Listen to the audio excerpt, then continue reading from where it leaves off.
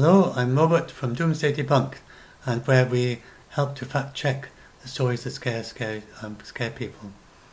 And this time I'm continuing my debunk of the This Is Not a Drill. And this time we're going to have a look inside the book. So first of all, just a reminder from last time, and that this is a story that's been published by Penguin Books, who don't seem to have done any fact checking of it. They can't have, because it's not based on climate science. And they show this lying on its back dead penguin, which I think is meant to give the impression that the world would be too hot for penguins. That's not true at all.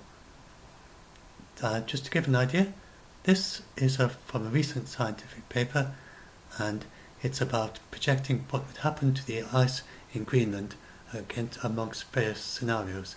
So the business as usual, and I put in the 4.9 by 2100 instead of the RCP thing that they had in the original, and it means the same thing. It's what you're more used to. Then, if we were to keep doing carbon dioxide emissions just as we have today, and kept it going without decreasing at all the way through to 2200 when we run out of fossil fuels, and that's not a likely scenario at all anymore because of renewables. But suppose you could, then by the year 3000 this is what you'd get. See, by year 2100 you can hardly see any difference. And with the low emissions like what we're headed for, you wouldn't notice even then. If we managed to, we had to get it for 2.4, 2.9, and if we can get all the way down to 1.5, then this is what it looks like by the year 3000.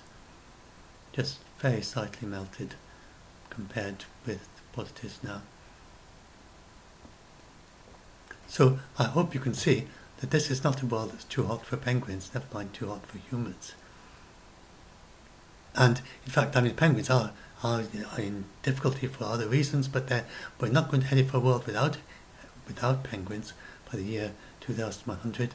There's some of these species that have more difficulty than others, and certainly not the emperor penguins. They're near threatened, which means there isn't really a significant risk of them becoming extinct. And we could do things just to save them. But not saying it's not serious, but it's not what they're talking about. So, anyway, back to this. This is not a drill. And then I'm going to add, this time I've actually looked inside the book. So let's see if I can find the inside of the book. Where is it? There we go. So this is the only bit of climate science, in inverted commas, climate science in the entire book that I could see. It's this Jem Bentel, who is the same chap I talked about before, yes, in the previous video. And he's a sociologist. As he says here himself, I'm a social scientist, not a climatologist. So who am I to spread panic and fear when the world's top scientists say we have 12 years? He has mischaracterized the world's top scientists. They don't say we have 12 years. He has misreported what they said. Never mind what he says. The climate scientists and activists have been shouting. The scientists have been just been quietly stating. And what they say is that it's surprising what a difference half a degree makes, and it's well worth staying within 1.5 instead of 2, and at a 2 degree C we do risk losing nearly all of the corals, which was quite a surprising finding, because it's such a small temperature change that no other ecosystems but corals are especially sensitive. And it's not that the corals don't exist at warmer temperatures, but they can't move quickly enough or adapt quickly enough, and the coral reefs won't adapt to the warmer temperatures, maybe not quickly enough. We don't know for sure. That's a 2 degree C. And so anyway, he says that we've only got 12 years. That's not the climate scientist saying it. That's newspaper journalists. And if you look at the IPCC, then it says that with the easiest way to get to zero emissions by 2050 is to have a reduction of 45% or something like that. There's a range of possibilities there by 2030. So that's where the 12 years comes from. But if it's a little bit higher than that, we've got to go a bit more steeply after that to reach the zero emissions, enough time for the 1.5 degrees C. The 1.5 anyway, it's not like it's exactly 1.5, and if it's 1.6, disaster.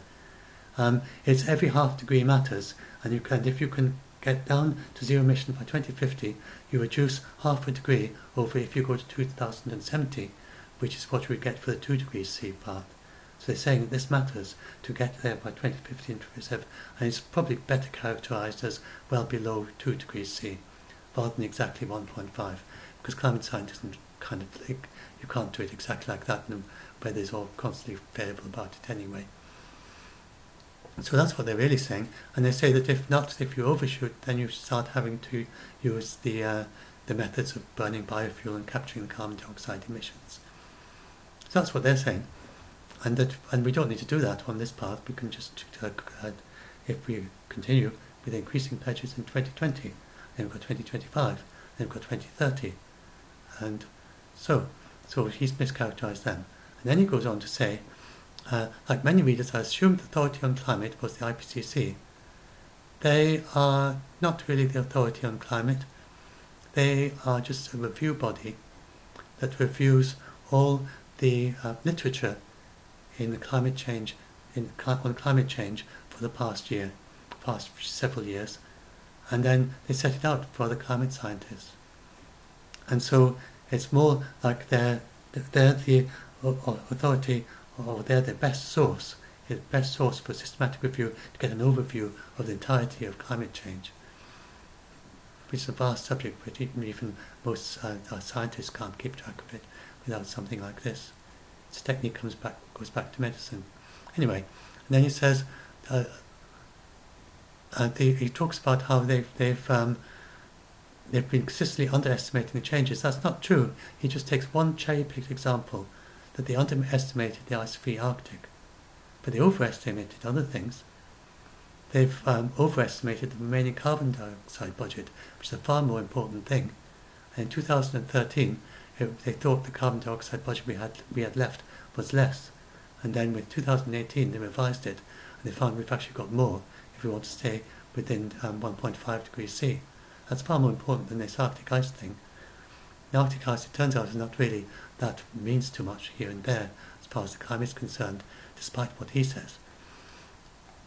And then he goes and talks about the sea level rise, that in 2013 that the IPCC didn't take account of the polar ice sheets, and so they left out the data altogether. That's so poor it's almost funny. It's almost funny, so poor it's almost funny that he doesn't understand what happened there. The IPCC, they as said, all they do is they review the full range of what's in the literature. At the time of 2013, we didn't have the science yet to be able to model these polar ice sheets properly. So they just didn't have any research there to review. And it's not the job of the IPCC to do research. That's not what they do. They're doing a review of the research. They're not doing research themselves. And it's not their job to just invent stuff that isn't in the literature. So they had no choice. They couldn't leave out the data because there isn't any. So they didn't leave out the data, they just said in the report that we are unable, and they didn't just ignore it. They said in the report, we are unable to take account of the polar ice sheet. So please, if you are preparing for sea level rise, then you've got to allow for more than we've got here in the report. They say that in the report itself. And that was all they could do, because that was their job. It's not their job to invent a number when it's not there. And then in 2018, then the research was ready. And it's still a wide range of results of what it could be, but they could give a range of results based on good evidence-based science. And then in 2019, it's somewhat refined, and they've got a smaller range of results. So that's how it works. And so then he goes on to say, once I realised the IPCC couldn't be taken as a climate gospel. It's not a gospel. This is not how it works. We don't, it's not revealed wisdom from a god or something. It is science. And science is based on evidence. Our aim is to head for consensus. And then the consensus then is what, but at the moment, just like you have a consensus on the melting point of plastic or steel or whatever, bare steels and so on, and we need that. We need to know these things. So that's where we're headed for a consensus, but we can't do it quite yet. So there are these discrepancies, and we have to try work out. So anyway, he says once he realised the IPCC couldn't be taken as climate gospel, he then basically decides to act as a climate scientist himself. And so he looks at the Arctic, and he says that that it reflects sunlight back into space. And then he says once it's gone, and the dark ocean starts absorbing sunlight, the additional global warming blows the global 2 degrees warming target out of the window. So remember, and this is the only climate science we have in this book that I can see. And maybe if I look again I might find something else, but this is all I found so far in the first section. I just read through the first section, which is the section about that's kind of the background. And so let's just look at that. Now if I go back to my thing here, I did a debunk of his work here. So if you look at what he's looking at how it's getting warmer, absorbing more heat, more solar heat in the Arctic area. But it's because he's focused on the Arctic area, and I talked about it in the last one, so you go and listen to the last one for more details. But that's what he's doing. He's ignoring the way it's being reflected in the rest of the world. If you look at the whole world, it's actually more reflective as it gets hotter, not less reflective. And he also gets confused, these people get confused by the way the Arctic is warming more than the rest of the world. It's not due to the albedo effect. It's because as the world gets hotter, you get more convection from the tropics to the polar regions. And the albedo effect is a very minor effect in the whole picture. And the albedo effect of the whole world is actually working in the opposite direction. It's actually cooling the world down significantly compared to what it would be without the albedo effect. So this is just right back to where do I go? Back to here. So that's the Arctic ice thing. And then he says the implications using small changes are immense for agriculture. And he talks about how we had a reduction of wheat and potatoes by quarter in 2018, and there was another reduction of onions and potatoes in 2019. But I mean, this is very much like his Arctic thing, focusing on the Arctic and saying the whole world has blown its carbon dioxide budget because the Arctic has got a bit warmer, saying the whole world is risking losing its crops and not being able to feed everyone because the UK had a reduction in a quarter of its wheat and potatoes in 2018. But you've got to take the whole picture. You don't just look at one little country for one little year. And as you say, we've got globally we only have grain reserves for 4 months. We have grain reserves for 4 months, and it is increasing each year. And when you have a bad harvest in, say, China, you might have a good harvest in India. That's just the way it works, and they balance each other. And our security is increasing year on year. Every year we have more reserves. We have greater food security, even with an increasing population. Our grains are becoming more productive. As the population increases, our grains are actually increasing in their yield. Anyway, I talk about it in another video, but this is just not true. And this is again, it's just a sociologist opining. This is not what the scientists are saying. And so this opining sociologist has also been, and then Rupert Reed, who's a colleague of him, was a philosopher, an opining philosopher, and they're going around telling everyone on television in the UK, and they're telling school children that they may not grow up to become an adult. That is not at all a risk in the UK. And the UK, as I talk about it more in the previous video, but the UK could actually, if we absolutely need to, and we don't need to, then we could grow all our food just as we did in World War II. And the main question really is about whether we would need to ration meat as we did in World War II. And some people think that we could produce all our own meat as well. Our agriculture, we import so much because our agriculture is designed to export lots of milk. We export enough milk for double the population of the UK, and we also export beef, which is grown very quickly, and both are fed grain, which is not an efficient way to do it if you wanted to feed everyone. And we have loads of pasture, and we have enough cropland to grow enough grain for everyone. If we had a diet like that in Thailand, without any meat, then we could feed everyone just from our agricultural land.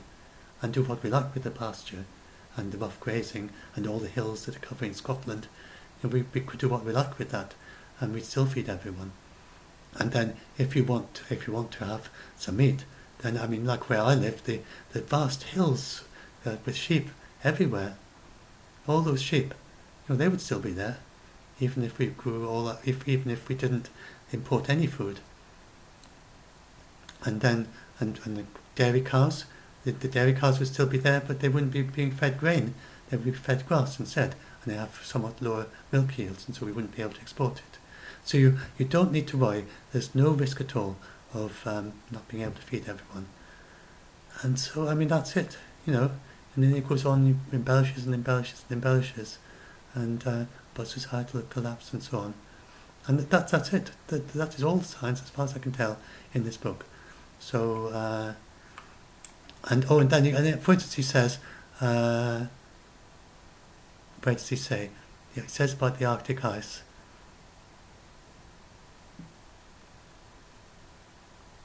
He says somewhere that we have to,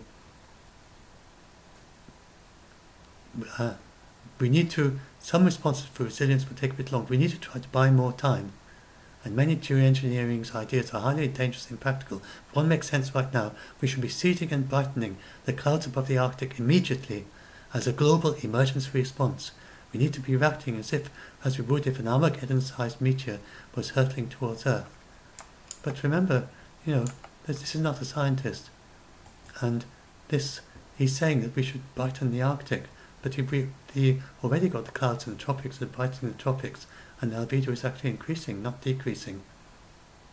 These are not people that you should go and listen to decide what to do about our future. And Extinction Rebellion, they keep saying listen to the scientists, but they don't. They're just listening to a rather eccentric, rather nutty sociologist, and his paper's not even been published. That's all they have. It's not a worst case scenario. It's just not. Literally.